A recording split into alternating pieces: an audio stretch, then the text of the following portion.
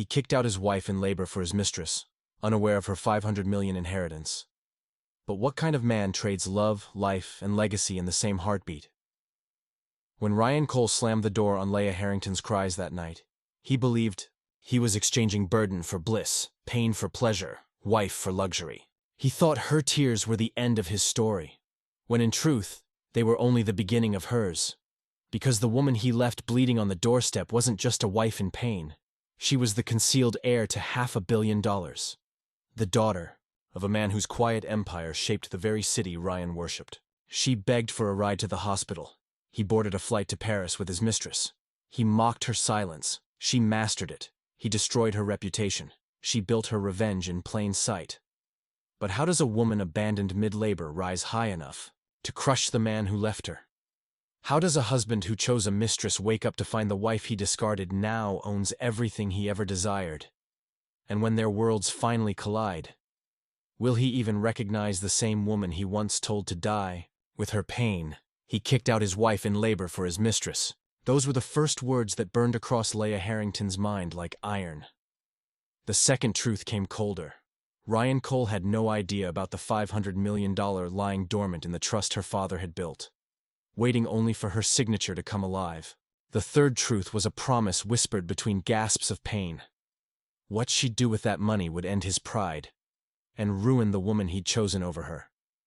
"Ryan, please."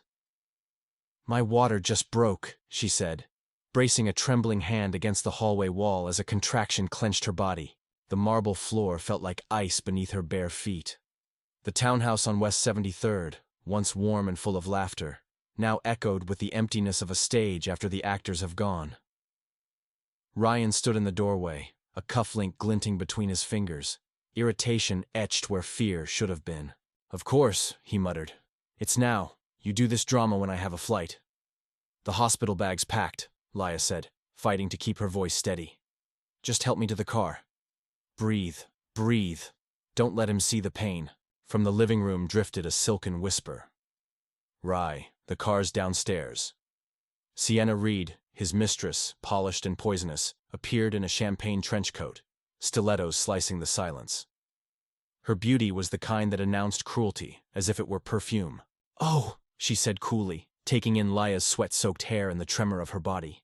"This is inconvenient." "Get out of my house," Leah managed. "It's not your house," Ryan snapped. He grabbed the weekender by the door and flung it onto the stoop. The zipper scraped stone. "You won't hold me hostage with tears." "Hostage?" The next contraction hit hard. Leah clutched the frame, counting through the pain like a pilot fighting turbulence. "I'm in labor, Ryan. Our child, our complication," Sienna murmured, her tone light as smoke. Then, to Ryan, "We'll miss the red-eye." Ryan's gaze passed over his wife like she was nothing but a burnt-out candle. "Scream all you want," he said coldly. "Take your mess outside. I'm done being the villain in your stories." He opened the door, not to help her, but to make her absence official. Cold air lashed her cheeks. A taxi idled at the curb, its driver watching the scene with wary confusion. "Ryan," she pleaded, one hand reaching toward him, the other clutching her belly. "You're nothing to me now," he said, each word precise as a blade. "Get out." He didn't shove her. He didn't need to. The silence after that sentence was its own violence. Leah stepped forward, driven by pain more than choice. The strap of the hospital bag bit into her shoulder. Behind her the door clicked shut, a sound small, final, devastating. Only then did she allow herself one sound, a short, stunned exhale that wasn't quite a sob. Not yet. Across the street, a neighbor's window lit. A figure in a robe appeared, then retreated. Leah lifted a hand but let it fall. Her father's voice echoed in her mind. "Dignity is not a volume, my love. It's a posture." She limped toward the taxi. "Mount Sinai," she whispered to the driver, climbing in slow. Her phone buzzed. Ryan Cole updated his status. "Pray for us. Difficult night with LA lie in real time."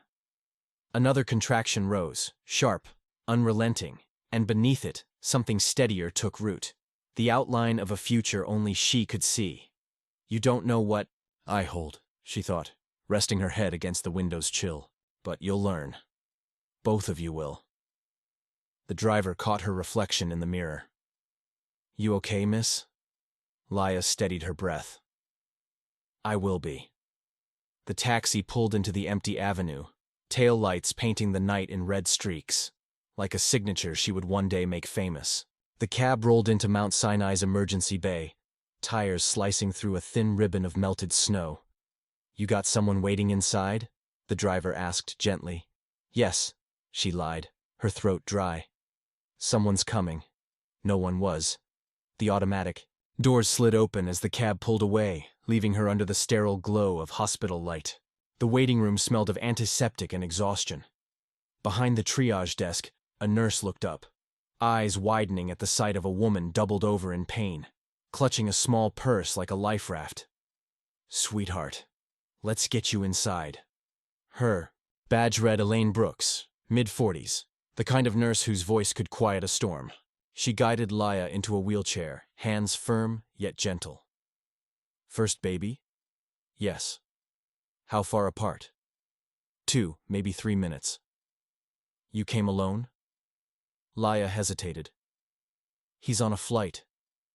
Elaine's brow twitched, understanding everything that didn't need saying.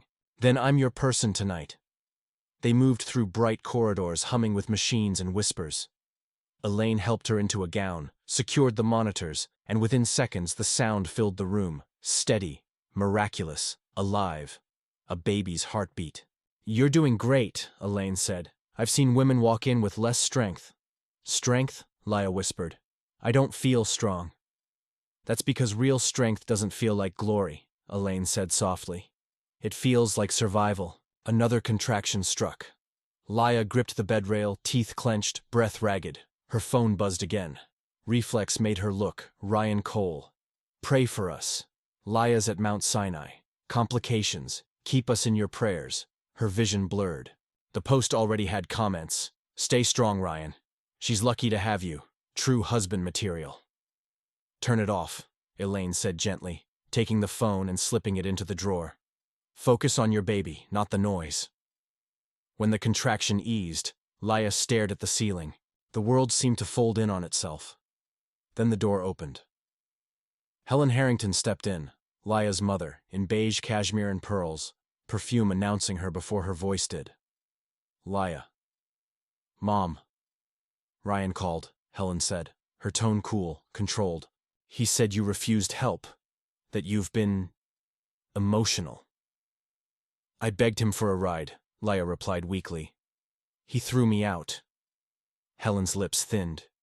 He said you frightened him. He was worried for the baby. Laya gave a hollow laugh. He was worried about missing his flight. Don't start drama, Laya. You always had a flair for exaggeration. Let's focus on what's best for the child. Best? Laya whispered. He left me. In labor. Helen looked down at her daughter the way she once looked at beggars from the church steps. You need stability. Ryan provides that. You... react. The word hit harder than pain. Elaine's voice cut in sharply. Mrs. Harrington, your daughter needs calm, not judgment. Helen blinked, offended. And you are... The person who stayed, Elaine said simply. Helen scoffed, gathered her purse. When you're ready to speak sensibly, call me. She left without looking back. Silence thickened. She'll tell him I'm unstable, Laya murmured. Then let her, Elaine said softly, pressing a warm hand to her arm. Truth doesn't need defense, it needs time. When the nurse stepped out, Laya's phone buzzed again. A private number. She hesitated, then answered. Miss Harrington, came a steady voice. Arthur Grant, your father's attorney. I saw the emergency alert tied to your file. Are you safe? Tears welled. I'm fine, she whispered. But he's gone. I assumed as much, Arthur said. Then remember this.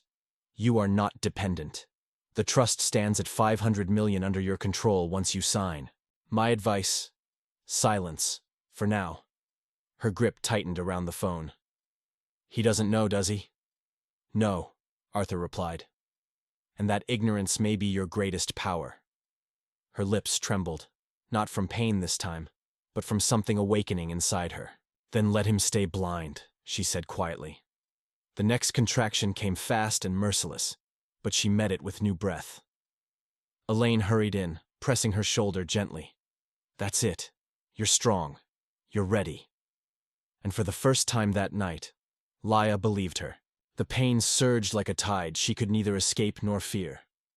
The world blurred into heartbeat, breath, and resolve. Elaine's voice anchored her. You're almost there, sweetheart. You're doing incredible. Laya's nails dug into the rails. Sweat slicked her hair to her face. Each cry she gave dissolved into the sterile air. No husband's hand, no mother's comfort. Only strangers holding her together. When the final wave broke, it felt like destruction and creation all at once, like the sound of her own. Rebirth then, crying, sharp, fierce. Wail that tore through the fluorescent quiet, and every cruel word spoken against. Her, it's a girl, Elaine whispered, lifting the newborn toward the faint morning light. Beautiful, little fighter, Ella collapsed back, chest heaving, tears streaming freely now. When the baby was placed against her chest, warm, tiny, miraculous, Leia forgot her pain. She ran trembling fingers along her daughter's cheek, whispering through her tears, Hi, sweetheart. Mommy's here. For a moment, time was merciful. The baby's heartbeat matched hers. Her daughter's small fingers gripped the edge of her gown. And in that grip, Laya found something new. An anchor she didn't know she'd been missing. What's her name? Elaine asked. Laya smiled weakly. Amelia Grace Cole. She's perfect, Elaine said, writing it down.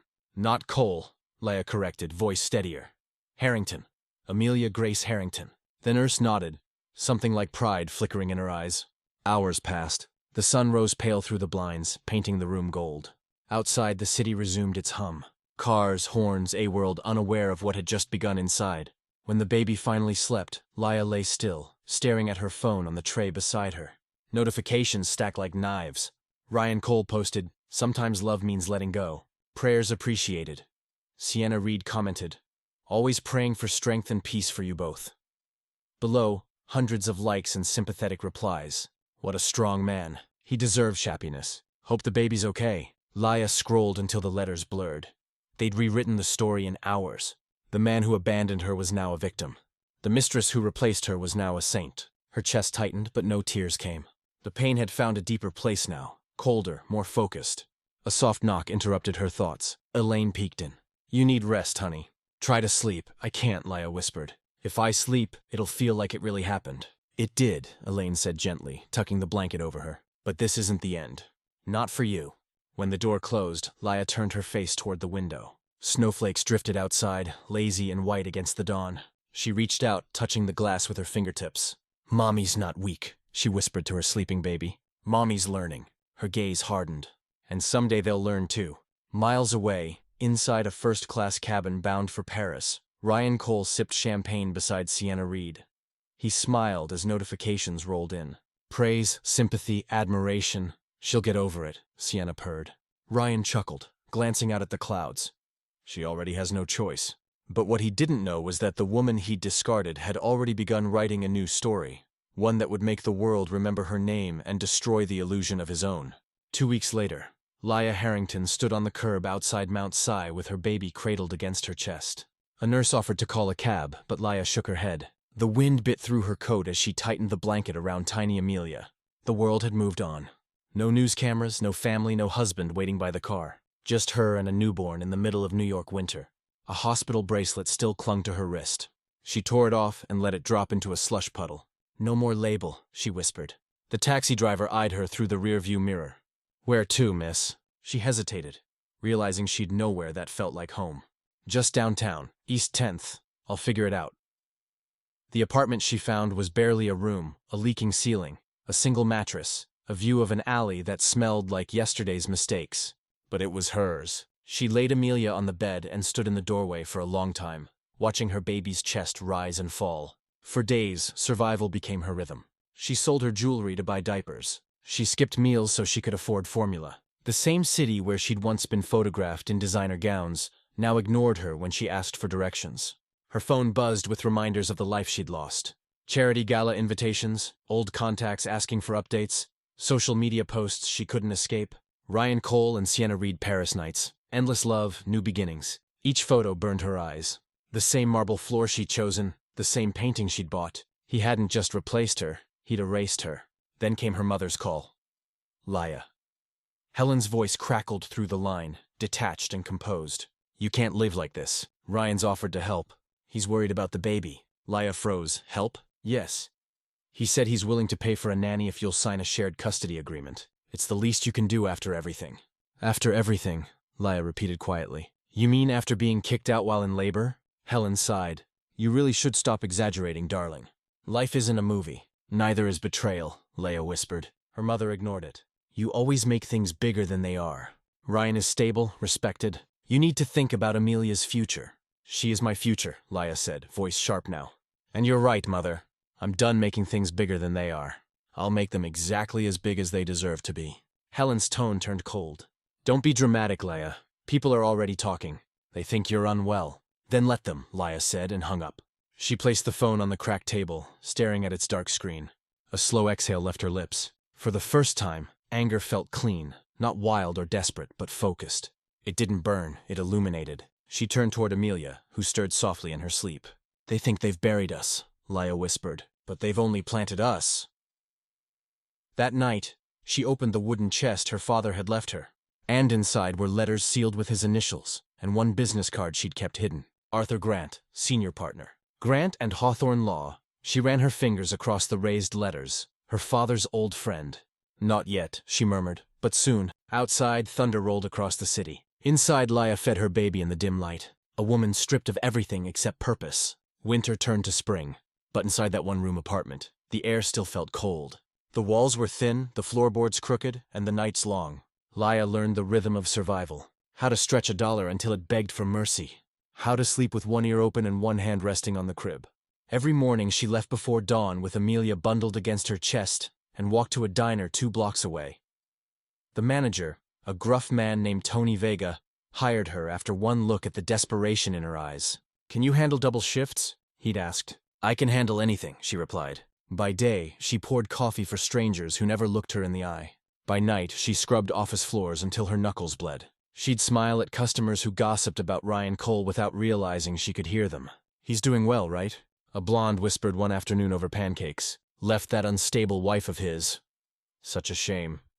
But at least he found peace with that model, Sienna. Something. I heard the wife went crazy during labor, another added. Threw him out. Can you imagine? Yayla's hands tightened around the coffee pot. She poured, smiled, and walked away before the trembling started. The lies had spread like perfume. Sweet at first, toxic underneath. Even her old friends believed them. Every call she answered came with pity or caution. We just don't want to get involved, Laya. Ryan said you were struggling. Maybe you should see someone. But the world's rejection didn't break her anymore. It refined her. Each cruel whisper sanded her down to something sharper, harder. At night, when Amelia slept, Laya sat by the window and read the letters her father had left her. His words, written in ink that had faded but never died, became her gospel.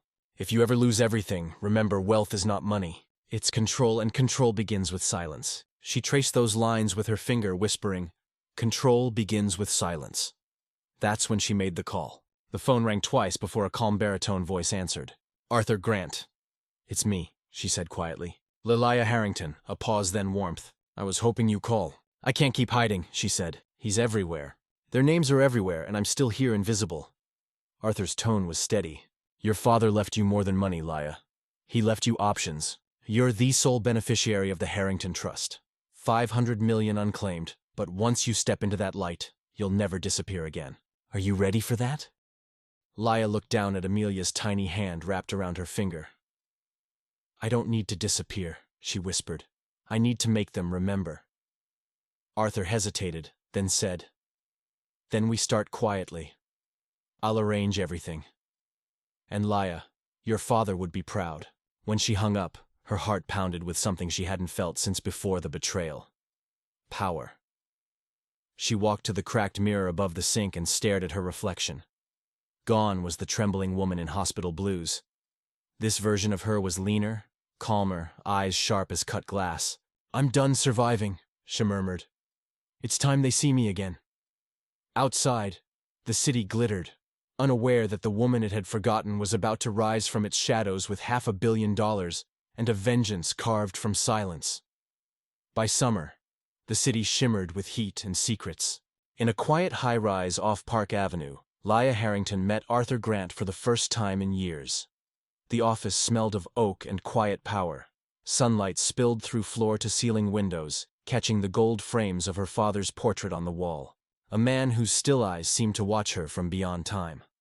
Arthur stood when she entered, tall, gray-haired, and composed. He had the posture of a man who carried other people's storms. "Lila," he said warmly. "You look stronger than the last time we spoke." "I am," she replied, taking a seat across from him. "I just didn't realize strength could feel this calm," he smiled. "Calm is the loudest kind of power." He slid a folder across the desk. "These are the documents to activate your inheritance. Once signed, your access begins immediately. I can also create subsidiaries to protect your identity. Anonymous holdings, shell corporations, whatever you need." Lala's fingers brushed the edge of the papers. "I want anonymity," she said. "No one can know it's me." "Not yet," Arthur nodded. He anticipated that. "We'll move through proxies. A Delaware entity named Harrington Ventures will front the transactions." "Good. And the first move?" he asked. Laya's gaze dropped to her hands. Her wedding ring was long gone, but the indent remained. "Ryan's company," she said slowly. "Cold Dynamics. I want to know everything. Assets, investors, weak spots." Arthur didn't flinch. "That's personal." "It's survival," she said, voice steady. "He built his empire on lies. I'll take mine back in truth." He leaned back, studying her. "You've become your father's daughter." "Not yet," she said. "But I'm learning." Arthur gave a small approving nod. "Then let's begin." Across town in a penthouse dripping with marble and champagne. Ryan Cole's world glittered on the surface but cracked beneath.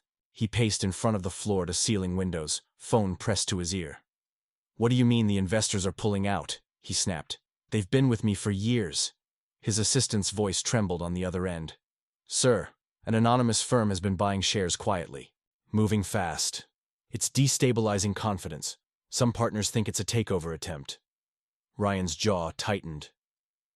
"Find out who they are. I'm trying, sir. They're using offshore accounts and private proxies."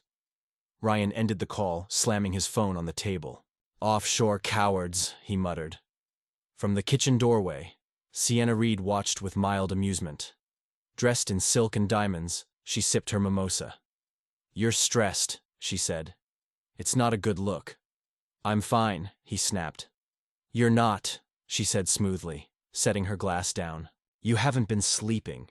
You check your phone like it's oxygen," he glared. "I built this from nothing. No one's taking it from me." Sienna's red lips curved into a faint smile. "Everyone who says that ends up losing everything." Her words hung in the air like perfume. Sweet, poisonous, prophetic. That night, while the city glittered outside, Leah stood by her apartment window. The lights of Manhattan reflected in her eyes. She signed the final page Arthur had sent and whispered, "For Amelia, for justice." A single signature set a new empire in motion. For the first time in months, she slept soundly because somewhere across the skyline, Ryan Cole's world had begun to tremble. And he didn't even know whose hands were shaking it. Autumn came to New York with its usual drama. Gold leaves, sharp winds, and rumors that whispered faster than the breeze inside Cole Dynamics' glossy headquarters. The tension was palpable. Investors who once called Ryan Cole a visionary now called him a liability. "Sir, the board is requesting an emergency meeting," said Gavin, his young assistant, voice barely above a whisper. Ryan didn't look up from his desk, his tie was loosened, his eyes rimmed red. "Tell them I'm busy. They said it's not optional." Ryan slammed his pen down. "Then tell them to wait until I finish saving the company they're panicking over." Gavin hesitated, then left quickly. The door closed, leaving Ryan alone with the silence of an empire slowly cracking. He opened his laptop, scrolling through the latest reports. His company's stock price had dropped 12% in a week. 2 key suppliers had withdrawn from contracts without explanation, and somewhere in the mess of numbers, a new name kept reappearing. Harrington Ventures, the anonymous investor buying up shares of Cold Dynamics. Ryan frowned. "Who the hell are you?" he muttered. Meanwhile, across the city, Arthur Grant handed Laya a file in his quiet office. "You now own 21% of Cold Dynamics, enough to call for financial transparency." Laya traced the embossed company seal on the file cover. "Not yet. I don't want him to see me coming." Arthur smiled faintly. "Then we'll keep moving in shadows." For months, she had lived two lives. By day, she worked at the diner, her apron stained with coffee and survival. By night, she was the unseen hand behind an acquisition storm shaking Wall Street. The woman Ryan Cole once mocked as dramatic had become his invisible rival and his undoing. "You're aware," and Arthur said, "once you cross 40%, you'll control majority influence." Laya's eyes gleamed. 40 isn't the goal. I want 51. He won't just lose confidence, he'll lose control. Arthur studied her quietly. "You've changed, Laya." "No," she said softly. "I've remembered who I am." In the penthouse, Sienna Reed watched Ryan pour himself another drink. The once smooth charmer now carried the restless energy of a man watching his own reputation bleed out. "You should rest," she said, her tone sweet but calculated. "Rest while vulture circle," he snapped.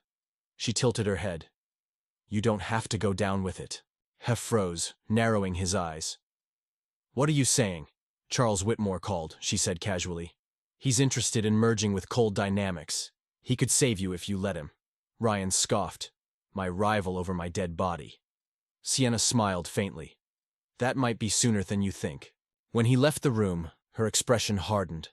She picked up her phone and texted Whitmore. "He's unraveling. Be ready." Then she leaned back against the couch, gazing out at the city.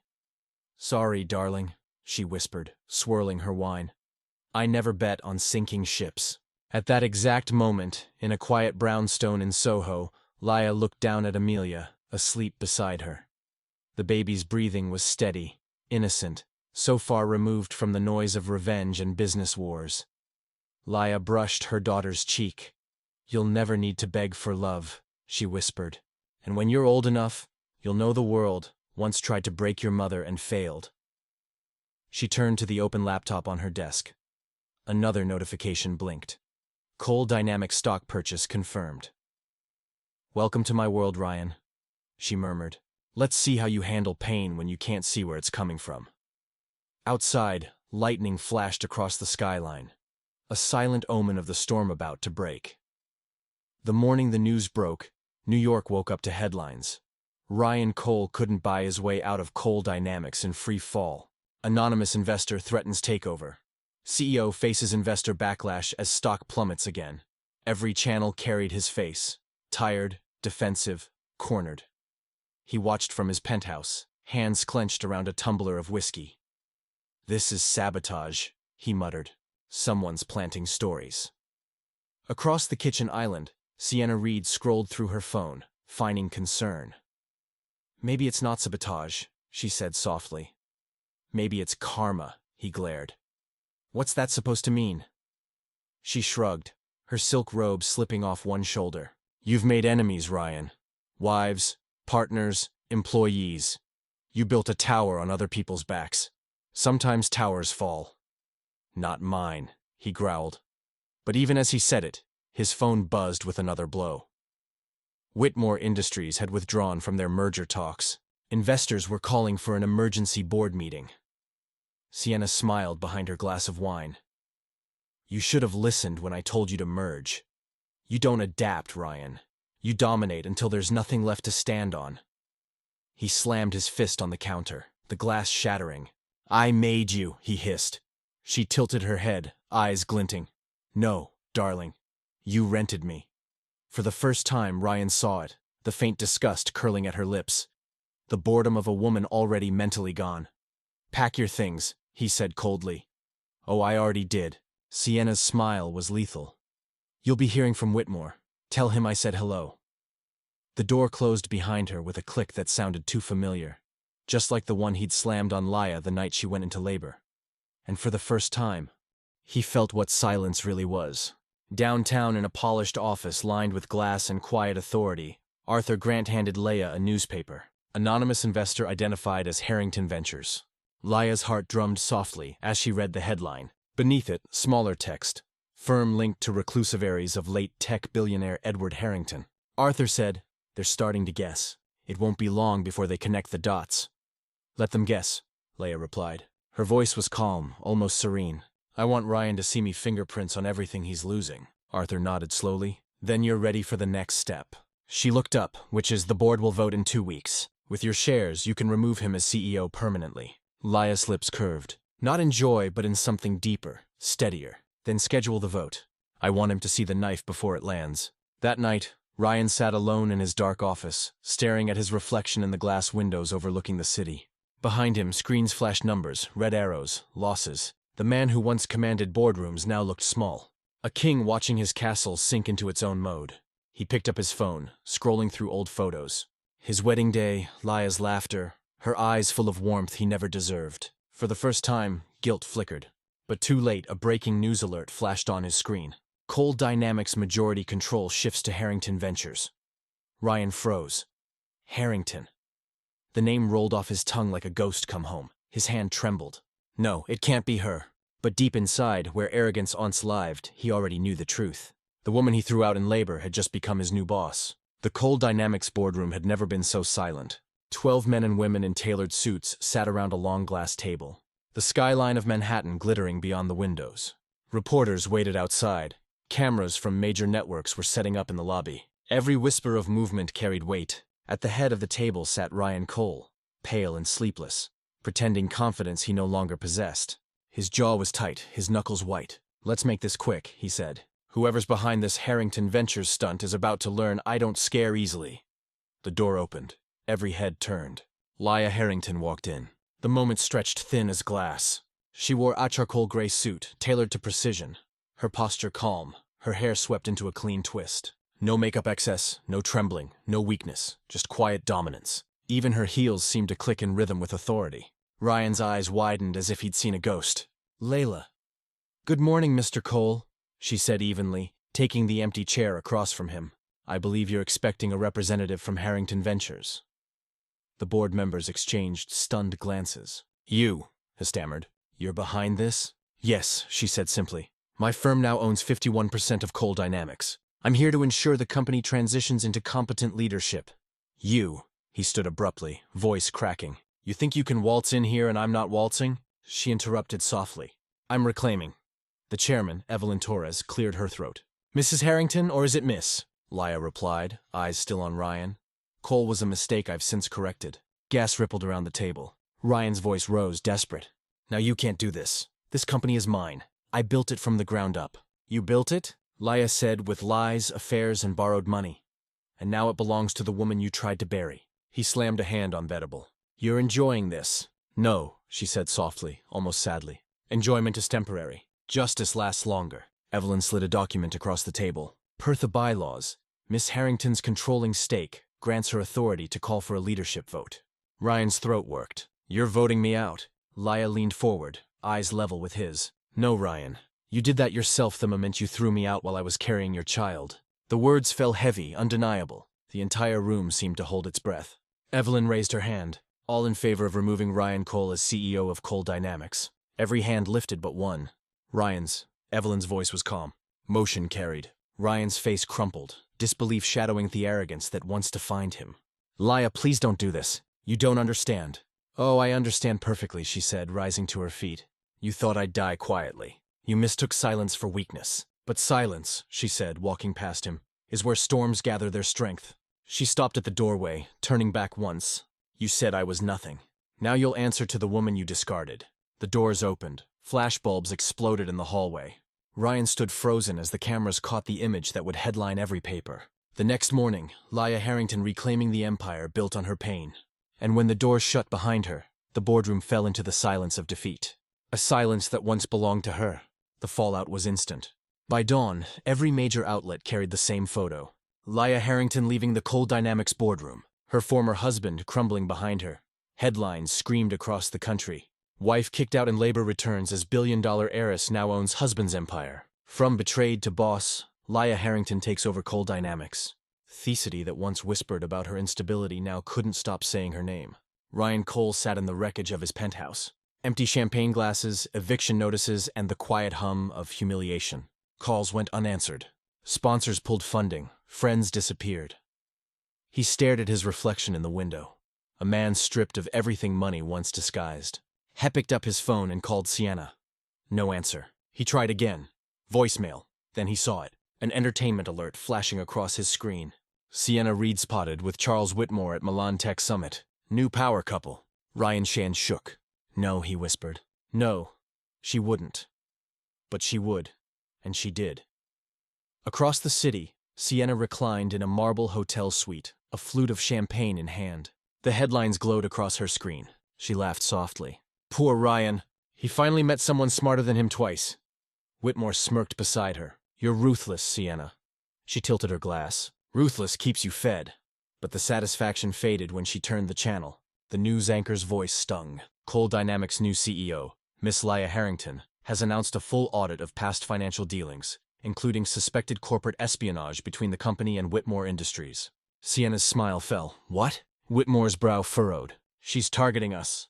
Leah's voice came through the broadcast clip, calm, poised, undeniable. Justice isn't revenge. It's simply correction. I believe in correction.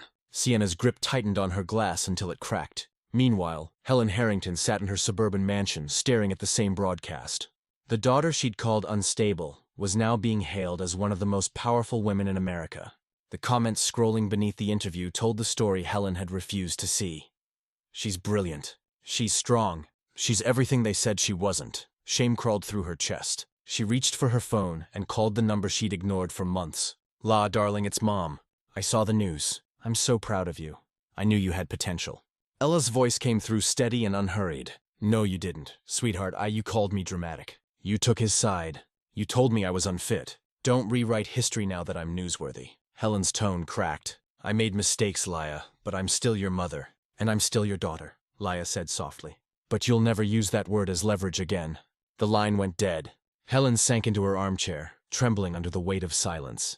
That evening, Leah stood in her new office, Ryan's old corner suite. Thesity lights glowed beneath her like constellations she could finally name. Arthur Grant entered quietly. It's done, he said. Sienna's been indicted for corporate theft. Whitmore's firm is under investigation, and Ryan's officially bankrupt. Leah turned to the window. So the noise is gone. Arthur smiled faintly. What now? Leah looked down at the frame photo on her desk, her and Amelia smiling in sunlight. Now, she said, we build something that doesn't need revenge to stand tall.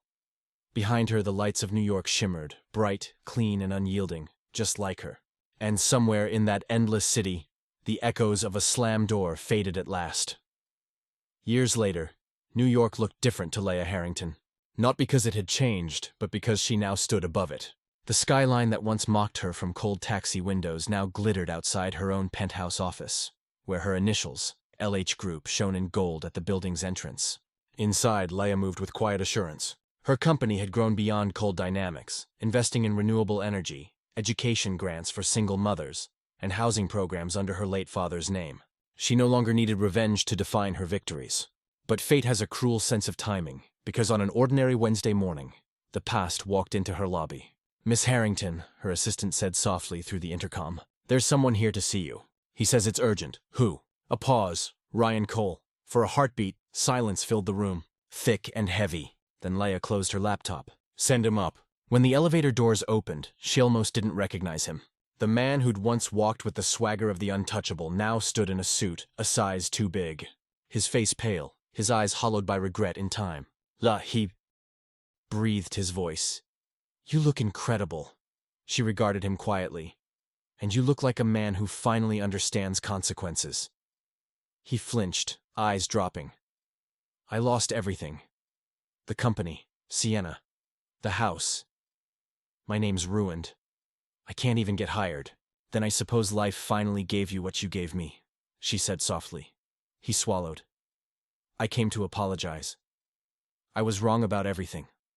I thought love was control. I thought success was noise. But I see now you were the only thing that ever mattered. Leah studied him, her expression unreadable. "You didn't come for forgiveness, Ryan. You came for absolution." His voice cracked. Maybe I just needed you to hear me say it."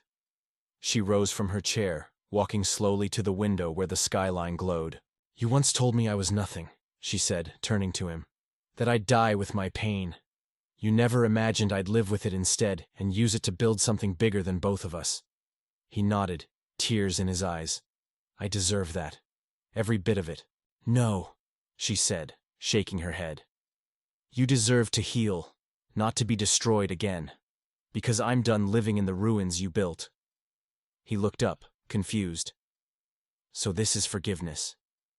"This is closure," she corrected gently. Ryan lowered his head, emotion strangling his voice. "Is there anything I can do?" "Yes," she said, her tone calm but final. "Leave with dignity. That's something you never gave me. So give it to yourself now." He nodded once, broken but grateful. "Thank you, Laya." When he left, the office fell into stillness again. Laya turned to the framed photo of Amelia, now a bright-eyed toddler, smiling on a beach somewhere far from pain. Arthur Grant stepped in a few minutes later. "You all right?" Laya smiled faintly. "Better than I've ever been?" The pass came to visit and left quietly. Outside, the city pulsed with life. She looked out one last time and whispered, "Goodbye, Ryan." This time, the door closed softly, not in anger, but in peace. The ballroom of the Harrington Foundation Gala glittered like a crown that night. Crystal chandeliers spilled light across polished marble. Violins sang softly beneath a murmur of conversation, and cameras flashed as New York's most powerful gathered to celebrate the woman who had rebuilt more than an empire. She'd rebuilt faith. At the center of it all stood Laya Harrington, radiant in an ivory gown that shimmered like calm moonlight. She held a glass of water, not champagne. Her strength had never needed intoxication. Around her hung banners bearing her father's name, Edward Harrington Foundation, empowering single mothers one life at a time. Arthur Grant approached, proud as any father might have been. "You did it, Laya," he said, voice low and warm. "The foundation's raised over 100 million tonight. You've changed more lives than your father ever dreamed possible." Laya smiled. "He planted the seed. I just watered it with everything I lost." Arthur's eyes softened. He'd be proud. Her gaze swept the crowd. Investors, politicians, survivors, and mothers who had once been invisible. For the first time, she wasn't haunted by the ghosts of her past. She was surrounded by the echoes of her purpose. On the far side of the room near the exit, a man stood in shadow. Ryan Cole, dressed plainly, sober, quiet. He didn't approach, didn't speak, didn't dare to interrupt what she had become. He simply watched as she took the stage, applauded by a sea of faces that once turned away. Laya stepped to the microphone. The music faded. Silence felt like reverence. "When I was younger," she began, voice clear and steady, "I thought strength meant never breaking. But life taught me something truer. Real strength is breaking and rebuilding anyway." She paused in scanning the crowd. "Years ago, I lost everything. My marriage, my name, my dignity. I was left standing in the snow with nothing but a child in my arms and a world convinced I was unstable. But what the world called madness was really pain waiting to find its voice." The audience leaned in. Even the chandeliers seemed to listen. "I stand here today not because I won, but because I refuse to stay broken. Pain is not the end. It's the beginning of purpose. And when we use it right, it builds something indestructible." Applause began softly, then swelled until the room thundered. Laya smiled. Small, sincere, luminous. "This foundation isn't just my story," she said. "It's every woman who was told she was too emotional, too dramatic, too much, and decided to rise." Anyway, she stepped back from the mic, tears brightened her eyes as the audience rose to their feet. Across the room, Ryan lowered his head. He didn't belong among the applause, but he couldn't look away. There was no bitterness left, only the haunting awe of watching a woman he once destroyed become the light he could never hold. As the crowd cheered, Laya lifted her glass toward the heavens.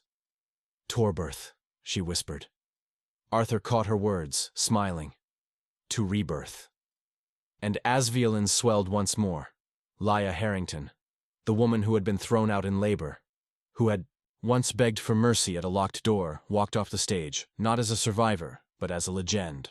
Outside, the night air was cool and still. She looked up at the city she'd conquered and whispered to her sleeping daughter, waiting at home, "We're free now, baby. We finally are."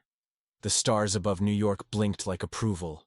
Bright, unblinking witnesses to a story that had come full circle.